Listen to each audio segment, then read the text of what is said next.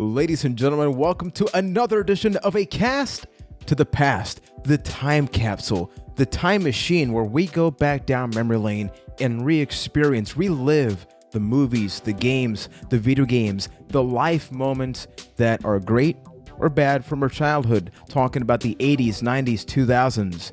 And in the previous episode, you can hear us talk about Grand Theft Auto 3, which came out in 2001, one of the most revolutionary games for the open world genre of video games. You can check that out, as well as conversations about The Matrix, The Legend of Zelda: A Link to the Past. But those are all things about the past, because I mean, that is literally the name of our show. We are a cast to the past. Exactly. That's kind of what we do here. But for these smaller episodes, we're dedicating the remainder of 2018 to talk about the things that we loved from this year. So a couple of weeks ago, you heard Keith talk about his top 3 favorite things of the year. That's me. Yeah, that's you, man. And you talked about a disappointing thing. And today, it's my time. My time is right here, right now. This episode's all about me, guys, because I don't talk enough, right? No, never. No, and then Brian, you're gonna be giving people the gift of the McNulty on December 23rd. So, do you have your list ready? What exactly are you doing on the 23rd? What is the gift of McNulty? Be careful here. Drink it in, man. My list is not quite ready, okay? I'm procrastinating a little bit, but it will be the Christmas gift before Christmas Eve, so it's like 2 days early. So, like, you know, so be like ready. how people do a lot of last-minute Christmas shopping? Yeah, it's kind of maybe that. some good gift ideas on that list. You know, maybe Ryan's favorite things are the best Christmas gift. Or it could be like those socks that you get. It's kind of like, oh, I needed socks, but not as a Christmas gift. I'm that's actually kind of a never shame. sad to get socks on Christmas. Yeah. I think like socks and underwear are some of the best Christmas gifts you can get, because nobody wants to go buy it for themselves. Like, who wants to go to the store and like, I'm going to get some socks today? Nobody. So that's why true. people give it to you. It's a great So gift. that's why I'm overdue for a pair of socks. But Juan, this is your top picks. This is about me. You're making this about you, Take your Keith. show It's not back. about you. Yeah. You're the host, sorry. man. Take it Let's back. do this thing. So, my list is primarily going to be about video games at number 2 and 1, and all 3 actually. But the first one here at number 3, if you will. Earlier in the year, mid-year, I went to Seattle, Washington for PAX. So for those that don't know, PAX is called the Penny Arcade Expo, although it far evolved past that. People always talk about your E3s or your Tokyo game shows. I've always wanted to go to PAX because it is a show for the gamers where it's not necessarily about reveals or presentations. It's more about showcasing. So you get to play a lot of video games. You get to talk to a lot of developers. There's a lot of things dedicated to video game culture. People like ourselves that love retro stuff, that love to go back down memory lane. You get arcade machines, and it's thousands upon thousands of people. And the best thing, and I didn't really get this until I went there, is much like wrestling events. Whenever there's a big wrestling event like WrestleMania, there are always complimentary events happening throughout. The same thing happened here. So PAX was the big thing that lasted a couple of days. We went there on a Friday and on a Sunday, but in the days between, there was a free Xbox event. So we actually went to Microsoft headquarters in Seattle, Washington. We didn't pay a dime for transportation. They took us from the hotel to the place. It was a free event. And guys, I talked about this on my YouTube channel. There was one thing that I'd always heard about, and this is almost the disappointing thing. I always heard of people tell me, Juan, there are going to be people that don't smell great during these events. And I was like, it's not true. I will never forget this. At one point, I was recording stuff for the channel, and I'm ducking to recharge my batteries. Proning down may have been the worst decision I have ever done. It was so, I literally went outside. I went outside. Like, I was with my wife, a group of friends. I'm like, screw all of this. I had to go outside for a couple of minutes because it was really bad, but it's not the point. I got free pins. I got a lot of video games. They had a limited run booth. For those who don't know, limited run, they do these limited releases for physical games that often become later really expensive on eBay. A lot of the games that I'm looking forward to on the Switch and other consoles this year and the next, I'm going to be, I got a chance to play and really like that. I also went to the Pink Gorilla. For those that are big fans of the Metal Jesus Rocks channel, one of the longtime contributors, she has a store. So I actually got to meet her. And obviously she was overcrowded, but it's really cool to meet in person somebody that you're a big fan of on YouTube, right? You consume their content, but you see that they're just working there. They're not signing autographs. They are part of the staff. So it's kind of like, oh, thank you. I'm working right now. So can I keep going there? But I had a big time with that. And the last thing that happened there, and if anybody goes to a PAX, I hope this is always there. There was an event called The Mix, which is the Media Indie Exchange. It was a small event free of charge. And they love their acronyms, don't they? Yeah, it's like PAX, Mix, it at Xbox, which is a little confusing to say that 5 times in a row. But with this one, we got to meet developers from Spain, Argentina. There was one part, I barely played games on this one, but it was because I was talking to developers. And with a couple of them, I actually brought up my disappointing thing about this year. But have you guys ever gone to a video game event, convention? Have you thought about going? Well, I'm very fortunate that PAX East is in Boston every year, which is where I live. So, but have you gone? I've gone to 2 different PAX East events, and it is a lot of fun. And that's the thing. Like you, I very rarely even play that many games because the lines are just so brutal. But I've done a bunch of the panels and stuff like that, and got to see like a lot of cool people like Mega 64. I went to their panel each time that I went, and just walking around, you're like, oh, hey, there's a YouTuber I know, and like there's someone from Twitch that everyone's just kind of walking around. So you definitely feel that kind of sense of community for that weekend. Mm-hmm. I haven't made it to a video game expo yet, but it's very high on my list. I'd love to go to a PAX, and it seems like the panels are the things to go for, really, at PAX, because, like, I'm sure when you were at PAX, there was a line for Mario Tennis, because I think that's one of the games that Nintendo was Super showing Mario there. Party, there was a line for Smash Brothers, and I saw those lines and went, nope. That's not You're going to happening. play it in a couple months. Why would you wait 5 hours to go do it? It doesn't. It's never made sense to me. You so should I have would seen absolutely go for the panels. The Overwatch line when I was I for PAX. bet. It was before it came out. It was ridiculous.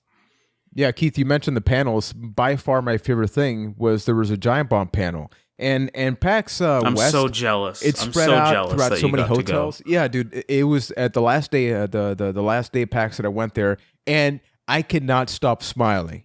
I have met professional wrestlers. I've met actors. I met, for example, Michael Phelps. I've met like big figures. I was marking out far more for this. Just watching Jeff Gersman, Dan Reicher, the whole team there, just watching them chill. I could have been there for 5 years. They didn't talk a second about video games. Maybe like 2 minutes out of the entire panel, and I had an awesome time. Plus, I won a free mouse pad, which I don't know if I told you guys the story, but I'll share this here. So I never really won anything in a big event.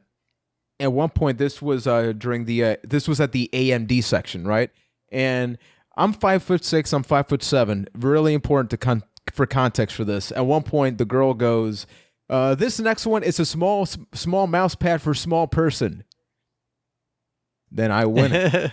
And then to make things worse, I'm surrounded by huge giant people. I am raising my arm. Nobody sees me. I'm like, this is not happening. This is literally not happening right now. So I go there and I'm just like, I'll take my stupid small mouse pad, man. At least I got a free thing, but I wish I was taller, right? I wish I was like you, man. You're like 8 foot tall. But anyway. 6 feet, on. Man. It's like slightly tall. Hey, you're tall. Now, at number 2, we're going to be talking about Yakuza 6, The Song of Life. And for this one, I think that Keith and I, this is going to be a tag team scenario, because if it wasn't for him, I would have never played this, because this game came out on April 27th, 2018. Obviously, it says Yakuza 6, so there were a ton of Yakuza games before this. I had tried to play Yakuza 3, which I believe came out in PlayStation Plus at one point, but there was so much dialogue, and honestly, I don't think I had the right mindset going into it. I was expecting a Grand Theft Auto in terms of gameplay. For those that don't know, Yakuza 6, it presents itself as possibly an open world game, but I would not call it an open world game. It's very much a narrow-minded, it's a narrow place, but there's so much to do in that place, and it's a beat-em-up game because the fighting mechanics are not like Grand Theft Auto. They're actually good here. They're actually fun to play here. I'll go out of my way and say that. We played and talked about GTA 3. I know what bad fighting mechanics are. And with this one, it's like a full-on fighting game / beat 'em up. The story, it's so ridiculous, but in the best way possible that I played this game for like 20, 30 hours. I beat the side missions. I played side missions. I basically don't beat a lot of games throughout the year. You guys know this. And I felt the need, the obligation to complete this game. And you know the story is good that my wife and a friend of mine would not let me play unless they were here. They wanted to just experience the story, experience the fighting. The boss mechanics are great. The fact that there are all these arcade machines. You can play Super Hang-On. You can play all of these Sega games. And you eat to sort of gain experience, and then you put that experience into different upgrades. So they actually made the whole concept of eating in a video game actually fun. I would try to fight just to get hungry so I could eat, and then I could level up my character. Who would have thought that would actually be a fun interesting mechanic? order of events in a video game. Dude, there's karaoke in the game, okay? There's freaking karaoke in this game. Is it like a mini game? Yeah, it's like an and DDR it's so type. good. Keith, I feel like I need to give you like a quick minute of this because I know you got some stuff to say here. Yakuza, the entire Yakuza series on the PS4 has been so good. I started with 0, which was one of my favorite games of last year. I picked up 6. God, it's so good. It's so over the top. The way I describe it is if GTA was on steroids, where GTA kind of like rides the line of realism, Yakuza just throws it right out the window. And you're in these ridiculous situations that are just so dumb, but you can't look away because it's just so much fun at the same time. And it'll be a situation where in 1 minute you are in this extremely serious murder plot where someone's out to kill you and they're after those who you love, and it's a very serious tone. And then in 3 minutes later, you'll be in a mascot costume going like, oh no! Yakuza is so great. I totally understand why it's one of your top 3 things of this year. Yeah, and I'm just going to point out that Kazuma Kiryu may be my favorite main character of all time. Like, it's not even funny how much I love the character. Ryan, I'm assuming you've not played this game because a lot of people haven't. And that is correct. I know you're not going to play it, okay? But I feel like I have the responsibility of at least persuading you.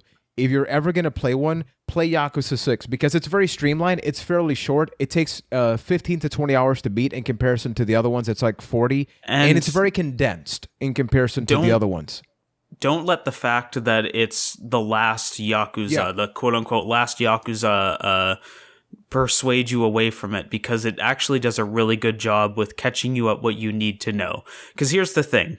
You don't really need to care all that much beyond Yakuza 2. So none of it really matters, so you can go right into 6 and not feel bad about it. Yeah, and this was my first one. So Ryan, are you going to play it? Are you going to play it? I will consider playing it. I'll try and give it a shot. That's pretty good. For me, that's it's half good. commitment. Right? It's half commitment. I'll accept it. Okay, people, call him out. The Ryan McNulty on Twitter. Call him out on that. Bring it. Now we're going to make a pit stop. We've been talking about some pretty good things, but with everything, there's always something that's questionable. And I wanted to make sure that my disappointing thing was a thing I was legitimately disappointed at, that it wasn't just a clickbait thing. I'm a big fan of the Nintendo Switch. I bought it at launch, and I played everything from your Super Mario Party to your Super Mario Odyssey, Breath of the Wild. But an unfortunate thing, and this was something that a lot of people were worried about, the performance in the actual games themselves is arguably not great. And I'm primarily talking about third-party stuff. And even Breath of the Wild. Breath of the Wild was basically a launch title. And the first moment that I started playing it, you sort of go, it's like the Fallout thing, right? Where you sort of like go up the hill and here's the world. I'm like, oh, these frames be dropping. And this is a Nintendo game. So I was very concerned because if this is their letter of presentation for what the console is, it was not the best example.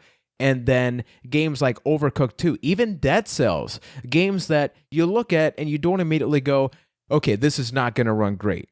There are games that run half as good. A good example was Lego City Undercover. So my wife was playing that on the Nintendo Switch, And I was like, oh, let's do, Lego games, do split screen. And these games have come out all the way back from the PlayStation 3, right? I swear, guys, the moment that, do you guys know how the Lego games work when you do split screen? Like, it splits it vertically. Yep. And then as the characters move, the screen kind of moves around. The frames, it was less than 12 frames a second. It was literally unplayable.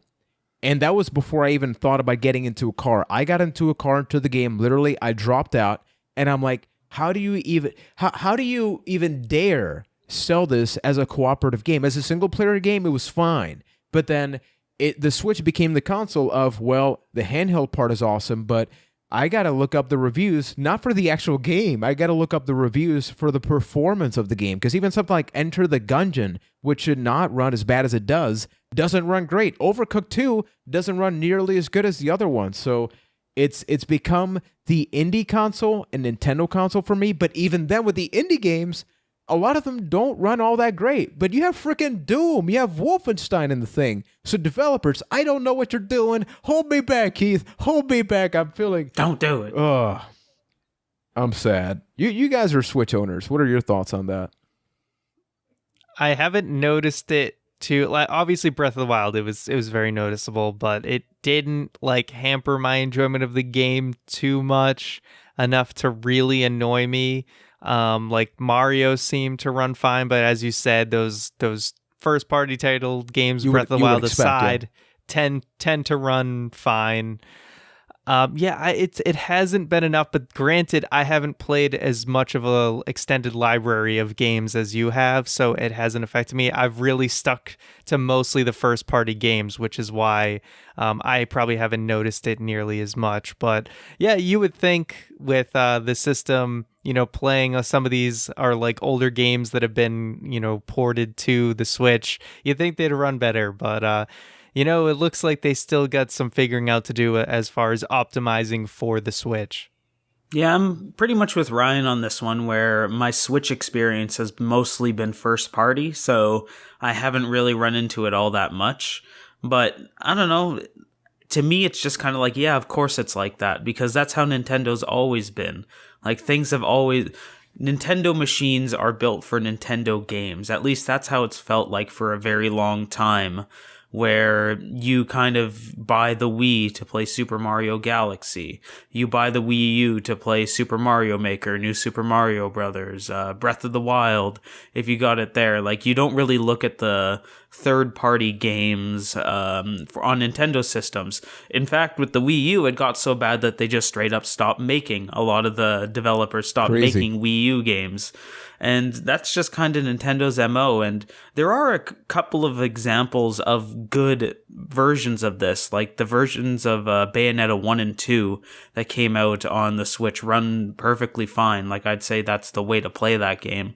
So it's not all bad, but you're not wrong about stuff being bad. Even the port of L.A. Noire that came out earlier this year, it is so big that you cannot put it on the default memory card that the Switch comes with. You need to either upgrade, or you need to buy a physical copy of it. Yeah. So there are things that developers need to figure out about the Switch, but somehow Nintendo can sprinkle fairy dust on that thing and make Super Mario Odyssey a 3 gigabyte game that runs flawlessly and looks amazing. So I don't know how they do it, but they know their system.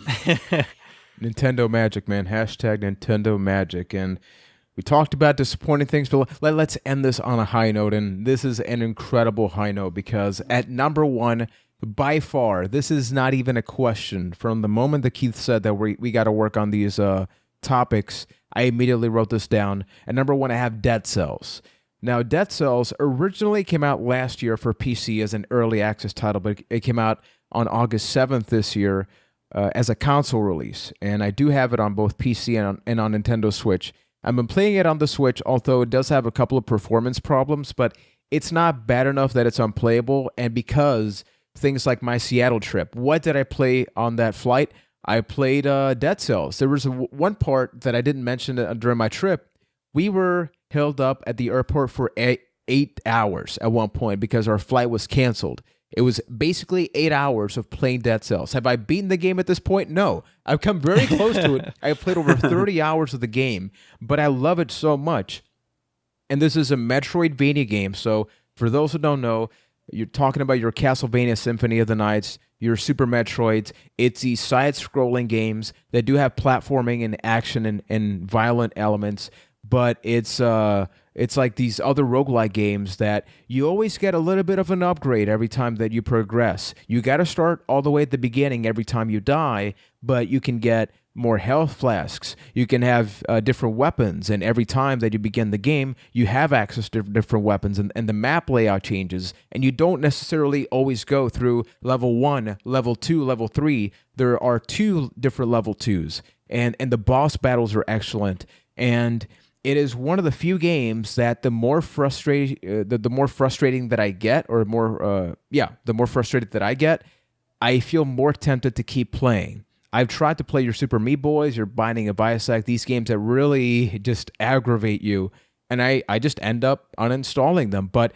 the beautiful art style of this game, the soundtrack, the fluidity of the animation, the different weapons, everything just sort of works. And I've recorded videos throughout my play session, like from the very beginning to up until like about a month ago, and it's like watching 2 different people play. It's the same level, and in many ways, it's the same weapons, same axes, like not a lot changes, but you can immediately tell, like, oh, okay, so I've learned to dodge better, and that first boss that I thought was impossible now, I never die at him. To me, it's like, oh, well, I gotta get by that first boss, and it's a game that you feel like a badass. You can feel the progression, and as somebody that, once again, I don't like Metroidvanias, because I've tried to play Castlevania after this. I'm like, oh, so I love Dead Cells. Let me go back. Okay, nope.